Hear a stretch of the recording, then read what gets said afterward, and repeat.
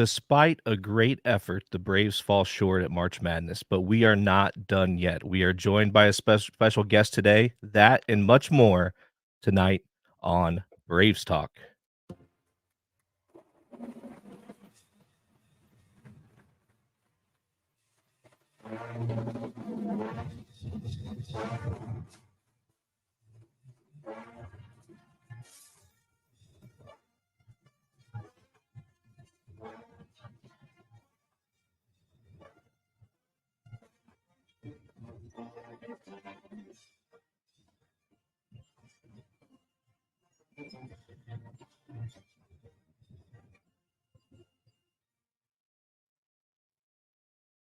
All right, everybody, Braves Nation, joined by the OG Rick, and we do have a special guest that we'll bring in here in a moment. But welcome to Braves Talk. As we said at the top, the Braves gave everything they had in the semifinals against the Bulldogs, who ended up being the eventual Arch Madness tournament champions, earning the auto bid to the NCAA tournament.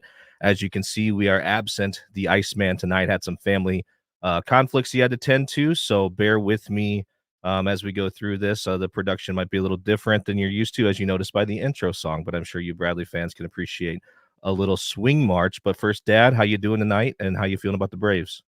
I'm doing pretty good and anxious and very hopeful and positive that we will get that all encompassing NIT bid, since we can't go to the big dance. The little dance is just as good.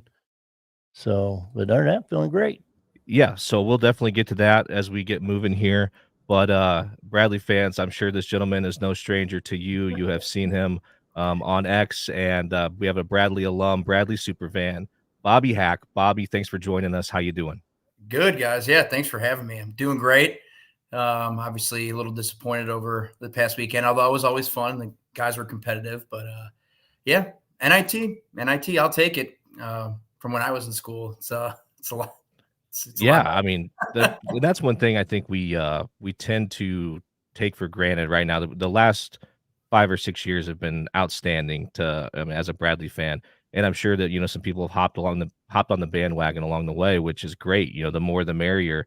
But to those of us who, kind of suffered through, the Geno Ford years, I mean, there were some dark days, especially there towards the end. And I've said before on the show that I started to have my doubts if Bradley could get back to this point, if the attendance at the games should get back up to where it's been, and just the general interest in Peoria. So I'm super pumped to see that it has. And I think a good place to start too would be, your your journey as a Bradley fan, how you got introduced to Bradley basketball, and how your fandom has grown. Yeah, for sure. I think I'm born and raised in Des Plaines, Illinois, so the Chicagoland area. Went to school at Maine West High School, so nowhere. I mean, 2.5 hours north of Peoria, right? But high school, my counselor kind of turned me on. I'm actually a marketing major, but he turned me on to the sports comm program. So I went down and visited Bradley, fell in love with it, went there, enrolled in 2011. So I do remember the Sweet 16 season in 06, kind of coming up as a young kid, watching NCAA March Madness. So that was always kind of in the back of my mind. But yeah, I literally came in and left with Geno Ford. So 2011 to 2015. So it's pretty remarkable that kind of stuck through it all. I mean, I'm very passionate about sports, big Cubs, Bears, Blackhawks, Bulls fan. And obviously Bradley's my school. So I loved every minute of it. And I told you guys before the show, but fun fact, I was the original Kaboom. I think he debuted in 2013, just kind of being a dumb kid in the student section. The cheer squad was like, all right, hey, do you want to try out for this? And I was like, sure. So that's kind of where it all started. I mean, obviously when I was there, the basketball team, let's be honest, they were not that good. I think we had one above 500 season my junior year or sophomore year at like 500, maybe 16 and 15 or something like that. And then we had the home game at Renaissance Coliseum against, I want to say, Green Bay. If you guys remember that, I think Wardle might have even been coaching, which is nuts. So that's kind of weird, but yeah, from there, I've just been hooked ever since. I followed him. And then, once I left, coach came in and I was like, all right, well, I could do another rebuild, because my 4 years at school were essentially a rebuild. But a couple of moments that stick out over my tenure was when Michigan came to town. Right. I mean, that was incredible. I know he lost the game, but we hung tough. I mean, that team of like Walt Lemon Jr., Will Egolf, Jake Eastman. I think, God, these are names I'll just now popping back into my head. But yeah, it was just cool to see. So I could tell that Peoria really rallied around not just Bradley, I should say, but Peoria as the city really rallied around Bradley as a whole. So I was hooked. I was going to be hooked no matter where I went to college, but I'm very, very happy, and I'd miss it every day, and I would do it all over again. I tell everybody go to Bradley, and it's awesome. Yeah, and it's I think here at Bradley, there's sort of it's an interesting cross section between the community and the locals and the student body, because I feel like obviously you have alumni that remain fans of their teams wherever they go, but I feel like Bradley's the biggest show in Peoria, and I feel like Bradley's ingrained in the fabric of Peoria, maybe more so than other universities may be within the town that they reside in, and so I think that the obviously the student interest, just like the local interest, has sort of grown and waned with the success of the program. But it's super exciting to see more fans at the game, more students at the game, especially because that's what this program needs to keep building are young fans, getting young people at the game, letting them realize that this is quality basketball. This is quality Division I basketball that's played at Bradley and played in the Valley. And I thought that was showcased on Saturday and Sunday at Arch Madness in every game that was played pretty much. And, if there was ever a doubt that there's big time basketball played here, that should have removed it. And as far as the Kaboom fact goes, that's something, man, that should warrant some Hall of Fame consideration. No way. Road. God, so Bobby Parker ever watches this, he's probably just laughing. But yeah, no, I loved it. It was fun. I actually kind of hurt my knee a little bit doing it, but whatever. That's no big deal. But yeah, it was a good time. I mean, now I'm glad that I definitely pay attention. Pay attention to him, even like watching on TV or going to the games. I come down a couple times a year to try to go to a couple games. But now it seems like he kind of did a little dip in his performance. But this year he seemed like to be all over with his they put gym shoes on him, which was a good call. He's running around out there.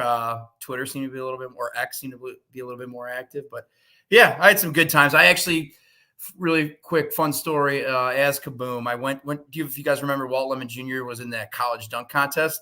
Yeah. Go back, it's on YouTube. I was Kaboom holding the ball for him and everything. So I flew down to Texas. I believe it's SMU's campus. So I have some great memories as Kaboom. And obviously, not just basketball, but I'll go to all the other sports, baseball, softball, soccer, volleyball, everything. So yeah, and that's exciting. And I think that you were right. This year Kaboom was it was on another level, I thought. And I'm sure the gym shoes probably helped a lot when you got rid of those gargoyle feet. Yes. So yeah, I was really impressed with the addition of the energy to the environment during game day. Yeah, that was very, very much needed, some of that extra energy like this year. And hey, it's really cool stuff to meet the original Kaboom. Yeah, the original student. Yeah, to do it. Yeah, because we didn't have a mascot forever. So right. Well, it was cool. I remember the days in the 90s they had like a bobcat when I was a kid going to games, and it's like there's no correlation to the university at all, at least not that I'm aware of. And so that was strange. And I mean, obviously they had to move away from any Native American depictions and stuff like that with everything going on. But yeah, Kaboom's a great one. Yeah, but just be thankful, Bobby, that they didn't implement the flying squirrel. A lot of people, for one of the Peoria team's mascots, it's been a push for the flying squirrels. Oh my God. I mean, I remember, I remember the whole time as a student, they were pulling us for years. Yeah. So totally.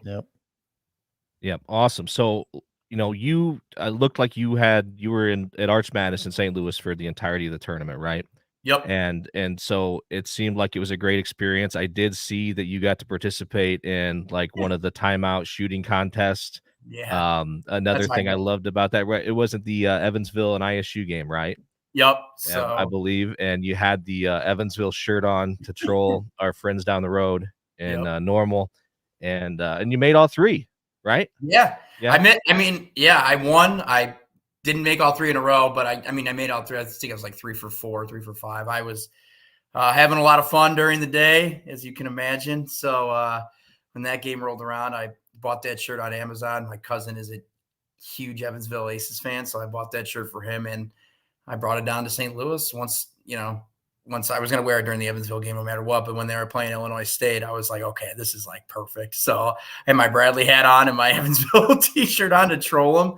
And then randomly, because, obviously that game Thursday night, decent crowd, but obviously could have been better. I was front row wearing an Evansville shirt. And she's like, hey, do you want to be in the competition? I looked down. I was like, oh, yeah, I'm wearing this shirt. And I was like, yeah, sure. Why not? So it was fun. And I won this hat. That's what I won. It was the Valley hat. I was wondering what the prize was going to be. That was awesome. And you had because you were on TV all the time because you had great seats right behind the scores table. And I specifically remember in the semifinal game when they went over for a monitor review late in the game. And you and your majestic lip sweater looked like they were trying to influence the officials a little bit there, which I just thought was fantastic. And but yeah, if you want to I'd love to hear about your experience at Arch Madness and kind of all the things you took in, and then kind of anything maybe that stood out to you throughout the weekend. Yeah. So first things first, I love Arch Madness. I've been going. I think this is my sixth or seventh time going. I went a couple times as a student, took a couple years off, and now I go with couple of my older fraternity brothers, and I actually had my bachelor party down there last year with a bunch of my friends. So it's been awesome. Those seats are incredible. We have one of my older fraternity brothers has the hookup. So how could I deny those seats? They're fantastic. And every year, they usually sit right behind, the scores table, right? So this year they were right behind the review monitor, and that was fantastic. But yeah, like every year, it's just fun to watch every single Valley game. Like you said earlier, it is quality Division I basketball. Everywhere you go, even on Thursday, you had some great matchups between, the Evansville ISU game was good. The Murray State was good. So then obviously as you move towards the weekend, once you get to Friday, you get a little bit more higher seeds, even more high quality. And I thought all those games are fantastic. Thank you to UIC just down the road from me right here. Thank you for winning on Thursday, making Friday a little bit easier on us Bradley fans. They put up a hell of a fight. Surprised they fired their coach, but Bradley, I thought overall, obviously Saturday's disappointing, but I thought, they showed up. They showed up to play. We got off to fast starts, which listening to you guys, like that was probably all February. That was probably our biggest struggle in the first half, right? So, Arch Madness is awesome. I can't wait to go back. Yeah, you talk about. I just want to real quickly talk about Saturday's game against Drake. Yeah. Let's give a shout out to our third team all conference player, Connor Hickman. The only other team left that had a player. You had two from Indiana State and two from Drake, and then we had Connor Hickman make all tournament team. And just go quickly, 57 minutes in 2 games, 15 of 27 shooting, field goal, 9-16 from 3-point land. That 56% on both. Now he didn't get to the free throw line, but 4 times. Blame that on Valley officials. I don't know how you can drive to the basket as much as he does, gets pushed off his line and nothing called, but that's for another day. But 41 total points. So yeah, kudos to Connor Hickman. Completely agree. And I told you guys before the show, I thought those are probably his 2 best games as a Brave. Not that he's been bad really ever, but I thought just consistency, field goal percentage, he was lights out basically. Right. Yeah. So it was great to see. Yeah, and what a time to have those 2 games, right? And because we needed it, and we talked the last show before the tournament started about how we needed, at least 2 of our main contributors to show up each game to get it done.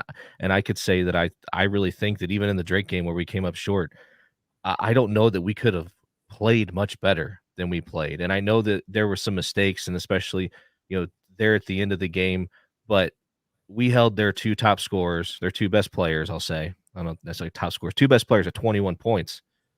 between DeVries and Brody. And I think it was 10 or 12 minutes into the game before DeVries even scored. And we kind of speculated, would the Braves come out and continue to play like team defense as they've traditionally done, or is this a time where you'd see them lock Mal down on DeVries? And that's what they did. And they subbed him out when Tucker got subbed out, and it seemed to work great. Now maybe it took away Mal on the offensive end, which probably hurt a little bit, but we had other guys pick up the slack, got off to that fast start, like you said.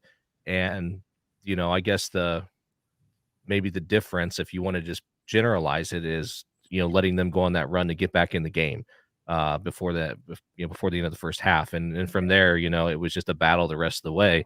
And despite some of the mistakes that were made, I mean, we had 2 or 3 looks in the last couple minutes to tie or take the lead, and they just didn't go down. And those are the breaks, and that's what happens.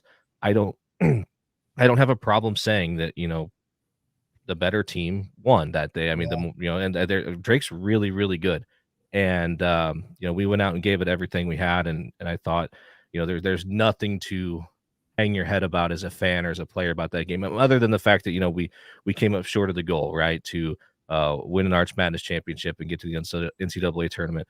But other than that, I mean, we did everything we could have done to put ourselves in a position to get that win, and it just didn't work out that way. Curious kind of what your thoughts are on that game in particular before we start talking about the season more in general. Yeah, completely agree. I mean, just being right there, basically, I mean, courtside, those guys gave it their all. And I've watched every single game this year. I thought it was to be honest, probably outside of like Utah State, that game, but like that was our best effort by far, up and down the whole. I mean, obviously there's going to be runs in college basketball. And when we were up, I think 12 at one point in the first half, people are texting me, "Oh, you're on TV." I was texting back. I was like, this game's far from over. Like, we're not going to – Drake's going to make a run. They did. And I completely agree. I think at the end of the day, Drake just had the horses again. Not saying that our guys, they could have won that game, if we played it again today. But I want to also give a shout out to Elmar Atlison. I mean, I thought he contributed great minutes, and even Birch on Friday more so, but Birch coming in on Saturday because we got into some weird foul trouble too on Saturday. It felt like, I mean, I don't want to I'll never blame the officials for really a loss like that, but it just seemed like a little more ticky-tack fouls were called on Saturday, kind of got a couple of our guys into some foul trouble. And I think Coach said in the post game that we're playing with a couple lineups out there that we're probably not used to, and guys responded. I mean, our bench, we asked everything. Like if we were to say like, hey, our bench was going to score, I don't know if you have the stat, but bench is going to score X amount of points between CDL and DeMarion, we would have taken that all day. So, and I think they showed up, and that's my thoughts from the game. Yeah. What's been, very visible if you really pay attention.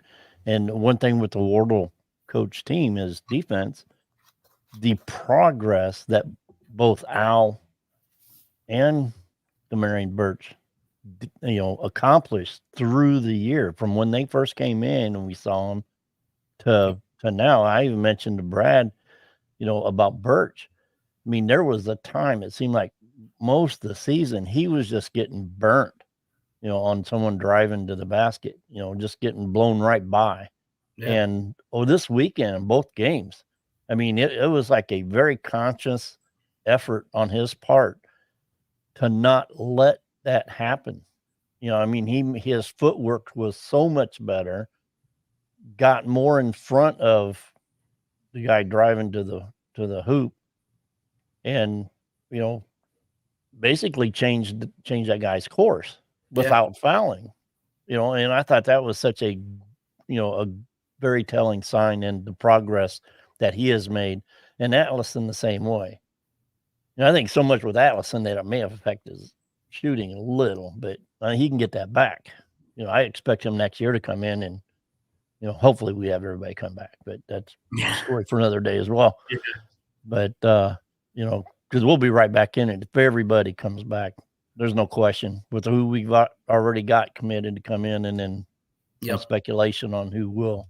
So, And I think a lot of credit goes to the coaching staff for getting those guys, the Yes. improvement that happened on defense. And with me not being super well versed in the schematics and whatnot of fundamentals of basketball, especially defensively, I have to assume, kind of, especially on Demarion's side of things, it was probably just improving his discipline.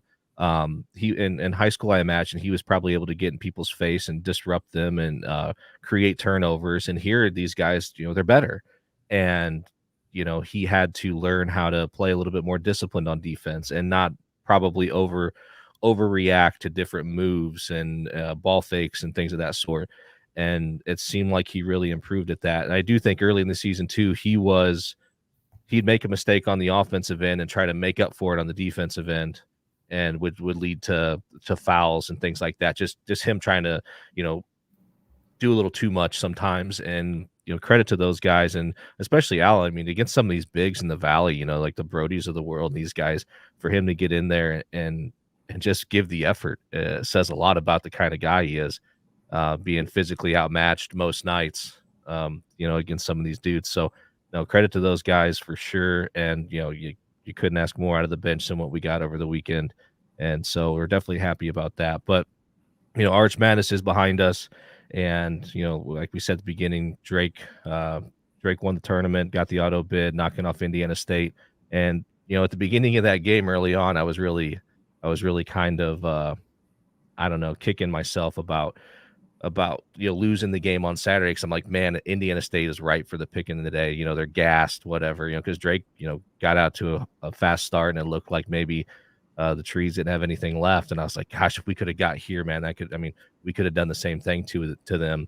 And then they came roaring back and made it a great game. It was a lot of fun to watch. And if you have anything to say about that game, you can. And then I'd like you to go in just kind of on your overall feelings on the season, kind of the outlook you have on some of the players, coaches, and the hope for the future.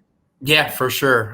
Well, the championship game was a classic. That was awesome. I know Drake got up early, but I always said with Indiana State, they just chuck threes, right? I mean, they're like, a top 10 3-point attempt teams in the country. So I was like, all right, well, they're going to keep shooting, and some of these are going to fall in because they shot atrocious in the first half. So I was like, what goes around comes around, and they came back. And Drake, to their credit, from being front row, I saw a lot of like the veterans on Drake, Tucker, Brody, even though, Saturday we kind of got in his head a little bit, but Sunday, man, he was locked in, kind of telling the other guys like Enright, the other tall center that they got their backs up Brody, but Ferguson, maybe. Yeah. Ferguson. Yeah.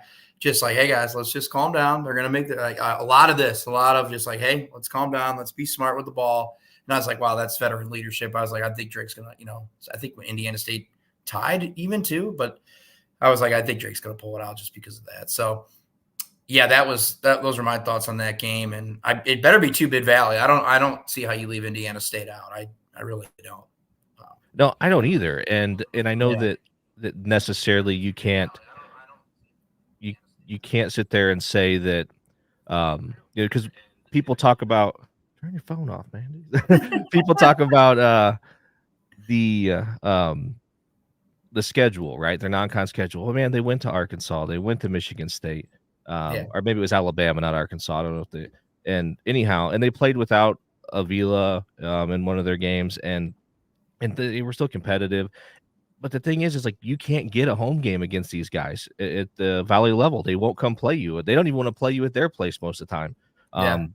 Because they know that they are that there's a risk, a decent chance, a fair chance that it could be a loss against some of these top level Valley teams and mid majors in general.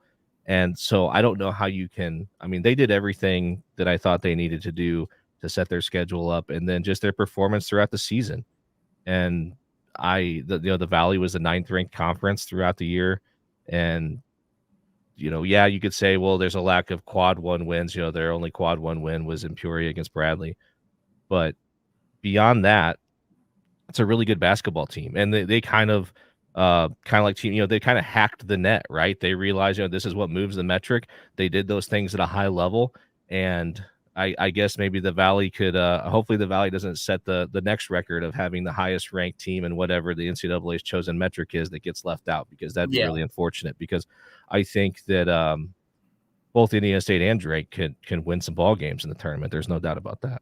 Oh, for sure. And I just think it's kind of, until we all know the Power Six in college basketball with the TV deals and all that runs the show, but like you were alluding to, how can these Power Six just set up easy non-conferences because they know that they're going to set up, they have the horses in their conference play. But there's what I'm trying to say is that there should be a regulation for those guys to at least play like a mid-major or something in their non-conference, drop down, and because there's nothing, because they don't have to schedule us, and we're fighting like hell to try to get these games. Utah State was a great win, but what are they, Mountain West, right? Like, come on, then we got to go in these tournaments. So it's a lot harder. They make it a lot harder. They always have for mid-majors. And it's very, to me, especially for non-conference, it's frustrating. Yeah. Well, my opinion is, with the portal like it is, the transfer portals, it's leveling the field. And they're going to do something about it. The bigger conferences, they will do something about it when the mid-majors get in here and start knocking off these teams. Because I think, if you ask me, some of the bigger conferences this year, they're down. Yeah. I think in their overall just quality of basketball, is down. Look at the ACC. Yeah. I might pick two teams to go. If I'm picking, I might pick two teams out of that conference to go to the tournament. But they're going to get 5, 6. Yeah. And based off of their notoriety, the history from years gone by. Nothing about what's going on today, the quality of their basketball today. Now, yes, okay, before somebody gets me wrong, and the Dukes and North Carolinas, they are a little bit above. But hey, Northern Iowa had North Carolina on the ropes at halftime before they came out and got their butts chewed at halftime, came out and decided to try to play some basketball. Yeah. And end up beating Northern Iowa. So, we can compete, play against these guys, anywhere, anytime. But like I said, they won't come. Yeah. They won't come to our place. And, like a team like a Bradley, if everybody stayed, and, they won't welcome them at their place next year either. Yeah.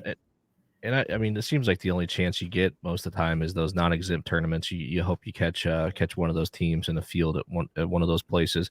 And I think my dad's got a little bit of a breakdown of it here, but what our tournament, the SoCal Challenge or whatever it was, looked really good, I thought, going into the season. And then now looking back at it, I think I'll let you go over the numbers, but the net of the teams that were participating are not impressive. Yeah, no kidding. You look at it, there's 3 teams associated with Southern Cal. There's the Tarleton State that we played at home. Yeah. Okay. Believe it or not, they were the best of the 3. That's crazy. 23-8. Now, granted, okay, their net was 137. UTEP's or Tulane's is 134. But what a disappointment UTEP and Tulane were. Yep. We were expecting both those. I even took a note for California. Yes. They happen to be better than all them, but not much. A 129 net. They're 13-19 in the Pac-12 for 8th. Tulane is 14-16, 10th in the AAC. UTEP 16-15 for 6th or 5th in the Conference USA. And we won that. And we were going into that. I said, "Oh man, what a tournament! We won it. We were so excited to win that surfboard." Now you get looking, go back at it. They were some of the worst teams we played outside of Tarleton State. Yeah, which is that. If you would have told me that today without reading those numbers, I would have been like, "Oh no way, it had to be Cal," or not Tarleton State. Yeah. That just shows how hard it is, man, for these coaches to schedule in the non-conference, because you're not you don't have a crystal ball, so you're not going to see how these teams are ultimately going to pan out. You're kind of obviously looking at the roster and how they performed last season and making your own projections. And I know that Wardle said many times that they make an effort to schedule teams that they think are going to finish at the top of their leagues, and if you can get teams like that are mid-major programs, that's great for the net. And even despite some of this, I think, we did benefit from obviously Utah State being a big one, but I think Vermont had a solid season Yep. as well. So there's some others in there that definitely helped move the needle. And we are that stretch without Connor Hickman with the Cleveland State, Duquesne, Akron. Like, we're those 3 games away from, like, maybe having a different conversation today about what's going to happen on Sunday. And I mean, of course, you probably can't drop the Evansville and Murray State games on the road, but if you wanted to be in that conversation. But I mean, we were right there. Even with some of those numbers being as unimpressive as they are, I think the schedule was set up with the team that we had to put ourselves in position, even for an at-large, had we not won the tournament. Just, we didn't get the wins we needed to get. But moving forward, we just talked about the postseason a little bit. So obviously the Braves are in strong consideration for a bid in the NIT. It seems like it's more than likely at this point in time. We'll find out, I believe, Sunday night after they announce the NCAA field.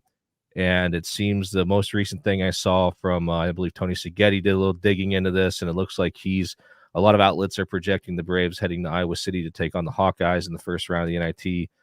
That's really great for folks in Peoria because it's a really manageable, easy drive to get there, and you hope it's a winnable game, right? I mean, I think with this club it should be. I do think that we're maybe, last year I think we really kind of we ran out of gas, man. After winning the regular season at home, we really kind of were running on fumes through the conference tournament and kind of almost, I won't say limped into the NIT, but we were not, I don't think, at full strength mentally or physically at that point in time.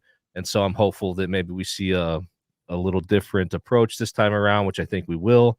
And I'm looking forward to the opportunity. And I'm curious if you've heard anything else interesting about Bradley's NIT prospects and how you feel about it in general. Yeah, the only other one I saw, I think the Star had a projection of like Syracuse or something, but the big one I'm seeing is Iowa. And while we've been doing this, Loyola lost their A10 game, so they're probably going to be going to that's too bad. Yeah, that kind of hurts. They're probably going to be going to the NIT as well. But anyway, no, I mean, I just hope the guys are motivated, right? It's still, for us fans, still fun to watch. I mean, obviously the Wisconsin trip didn't go as planned as last year, and I completely agree. I thought we were out of gas, and it'd be great. It's always just fun to watch get into the postseason. Like, we can't take these years for granted at all. Like, nope. There's dark times, and right behind OG's head, you got I want another year added to that NIT banner right behind him. Yep. So yeah, it'll be good. I hope the guys are motivated and they just make it a good game, and they're mentally and physically locked in, because I can totally see now, especially with NIL, transfer portal, they're probably got guys talking to them this week. I hope that they just kind of stay locked in and be like, hey, we got another game to focus on. Season's not over. Yeah, if they have the vision that I see them at for next year. I mean, man, yeah, I'd hate. I mean, everybody talks about you idiot if you want to play Bradley and NBC tournament or what. I'm like, man, people, we'll be a tough team to beat. I really, really believe that, even with the loss of Mao. Yeah. Well, and I think as long as Brian Wardle's here, so there we go. There's another. We got one there. Richmond lost in the A10 too, so there's another NIT bid. So yeah, I mean, it'll be interesting, what shakes out over all the other conference tournaments this weekend, and I mean how that dictates Bradley's chances as well as Indiana State's chances to make the NCAA tournament.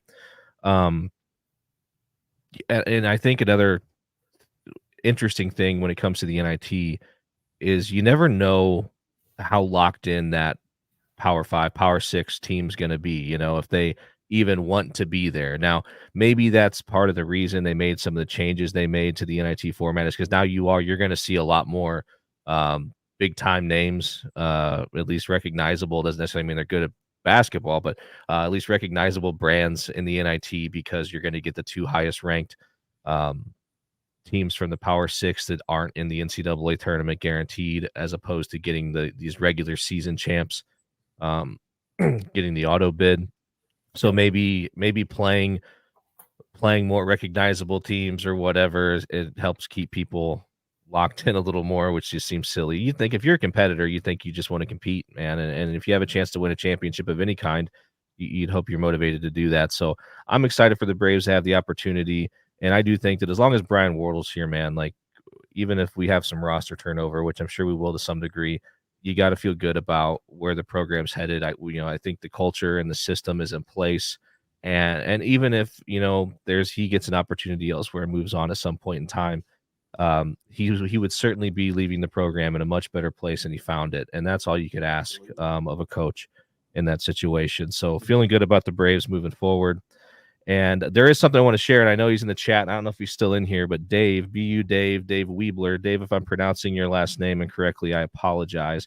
But we did reach out to everyone on X and saying, if you wanted to hop on the show. We had a couple other people interested that had some scheduling conflicts, and Dave sent Matty Ice a couple pages of bullet points about each player and kind of some funny personal notes from the weekend. And Dave, I want you to know that we talked. I think we're going to do like a standalone video that's going to contain like your bullet points about each player, because I think there's a lot of decent stuff there that kind of deserves its own little own conversation.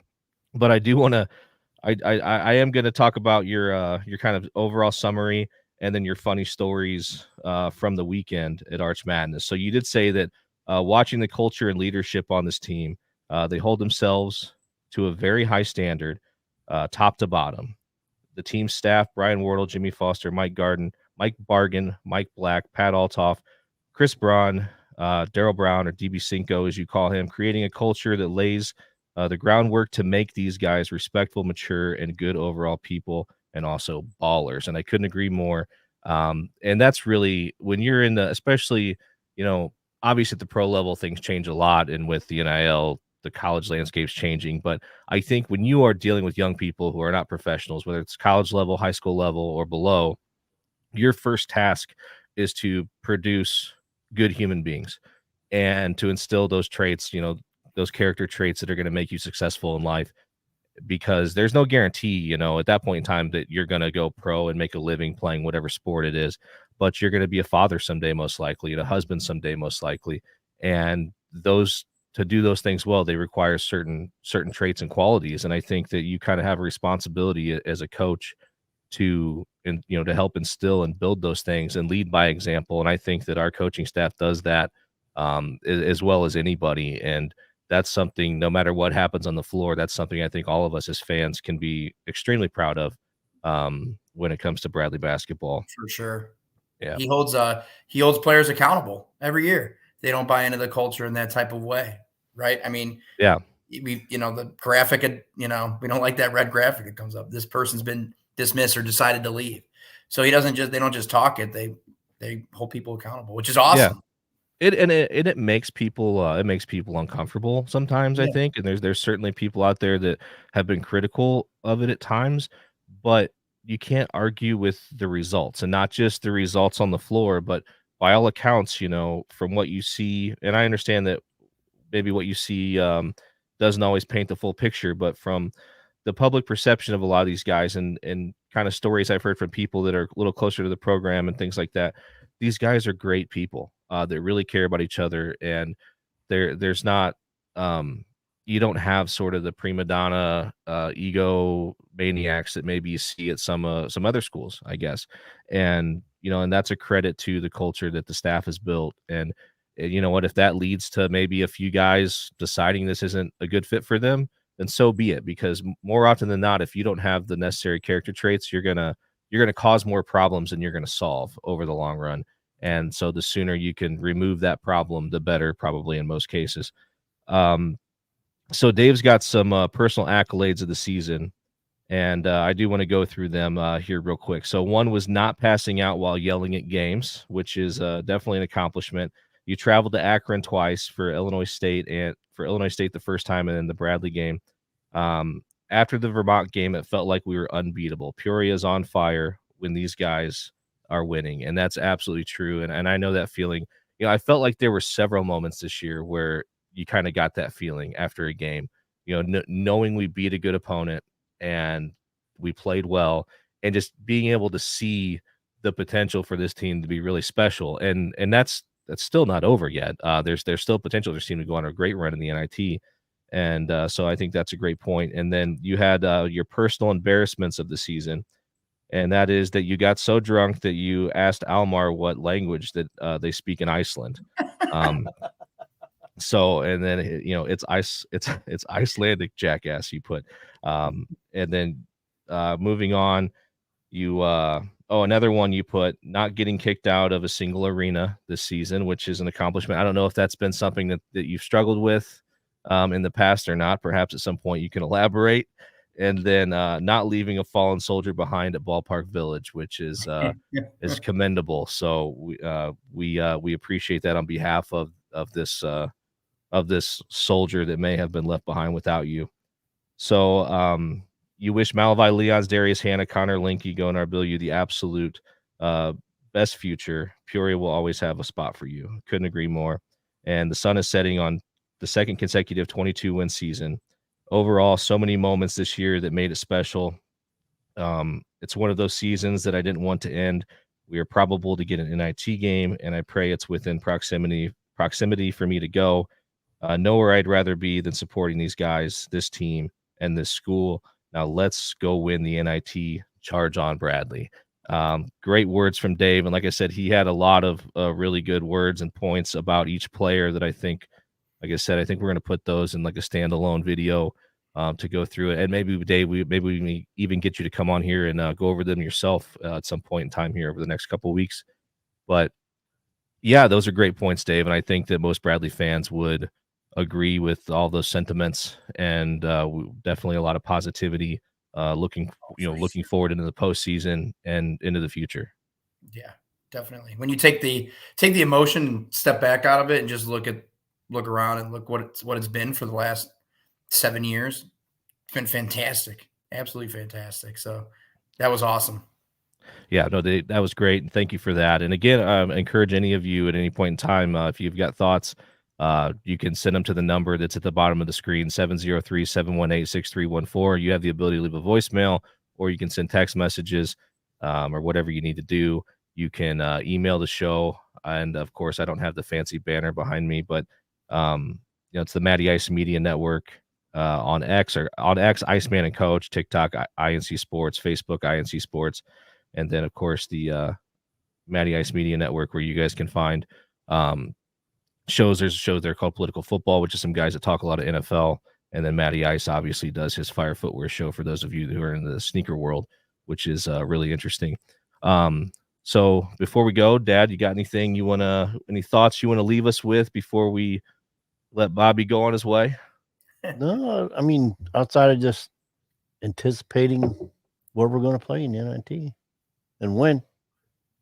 You're probably gone. Yeah, I think that's what stinks. If it's a Wednesday night game, I'm going to be in Charlotte, getting ready to watch the first couple rounds of the NCAA tournament. I'm flying out Wednesday morning. I'm meeting Matty Ice there to take it in, and so looking forward to that. But Bobby, man, couldn't thank you enough for joining us. Really appreciate your perspective and insight, hashing through your experience at Arch Madness. Obviously, the fact that you were the first and original Kaboom is absolutely legendary. But I'll give you this opportunity here, man. Any final thoughts you have that you'd like to share? No, well, first of all, thank you guys, and thank you for doing this.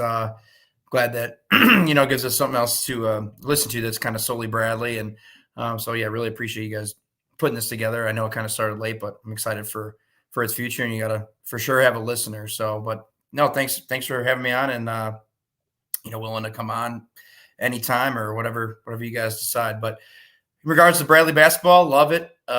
Very passionate. We have a bright future.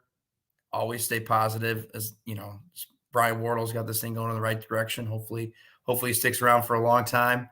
And let's go win the damn NIT. Hell yeah, be you, Dave. Yeah, heck yeah, man. And that it's something that's been it's Bradley basketball has been there before. It's not unlike us to go on a run. And what you got there? I witnessed one. The NIT championship against Purdue. That's Nice. awesome. So, yeah, again, Bobby, thank you very much. Thank you for everyone who tuned in or anyone that's listening to this later. We appreciate you taking the time to listen to this, and we're super happy that we're able to put all this together and share all this with you and share in this wonderful basketball program together. And yeah, we started late this season, but we've got a whole off season ahead of us where I think we're going to be able to talk about recruiting and obviously roster shakeup as it transpires. Looking forward to the non-conference schedule. We can maybe get some people on here and talk about a little Bradley history and their own personal stories. Maybe we can find somebody a little older than even the OG to get on here and talk about some of the glory days. And what's that? Yeah, if there's anybody out there, any listeners who actually has even more info on recruiting, or possible recruits, people that have offers have been extended to, hey, give us a send us a message. Love to talk to you, and maybe we can bring you on and let's get some more insight, because that's something I try and follow, see what everybody might be hearing, and go from there. For sure. And we're fans, so we're going to approach it from a fan perspective. But obviously, those of you that maybe are a little more in the know, we don't expect you to disclose any information you may be privy to that the public's not ready for, or that the program doesn't want out there. We're not looking for any of that stuff. I'm not looking to break any news here by any stretch. But, definitely if there's things that are open for fair speculation, we're here for it. And yeah, that being said, I want to thank you all again. Make sure, like I said, like and subscribe on YouTube and all the other social media places. Those of you that are here have been here a million times. So thanks, everybody. Thanks again, Bobby. And we really appreciate everything. And I hope you guys have a wonderful evening. And this was Braves Talk.